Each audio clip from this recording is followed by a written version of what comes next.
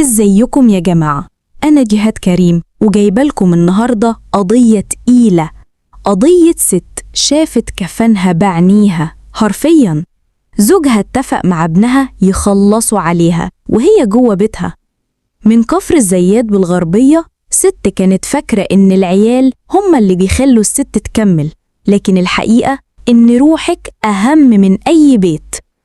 الست بتحكي وتقول: أنا كنت راجعة من شغلي متأخر، لقيته ماسكني من شعري بيضربني بالحزام والعصيان، دخلني الأوضة، شغل السماعات على العالي وكمل ضرب بالعصيان الحديد.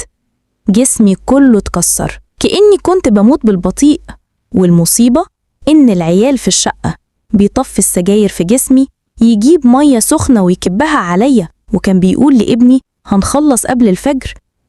الزوج متجوز عليها عرفي ومخليها تعيش في قلب شقتها، وبيقول لها لو ما ضحكتيش في وشها هولع فيكي. الست دي مش ضحية بس، دي أم ل6 أطفال فيهم 3 توأم في تانية ثانوي، وهي اللي بتشتغل وتصرف، تربي بنت جوزها كمان وتكنس وتمسح علشان تأكل عيالها. ولما سمعت اتفاق جوزها مع ابنها ما صدقت إن النوم كبس عليه، زحفت وهي مكسورة ونزلت الشارع. لقت توك توك، قالت له ما تودينيش القسم ووديني عند أهلي، بس السواق فهم وساعدها ووداها اسم كفر الزيات، وهناك الشرطة ما تأخرتش لحظة.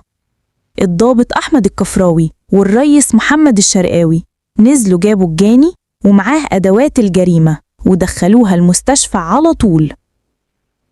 كل جسمها مليان كسور وكدمات وحروق، مفيش حتة سليمة، بس لسه واقفة ولسه عندها أمل، وبتقول أنا مش طالبة غير كلمة حق بعد كل اللي شفته والتعب اللي تعبته.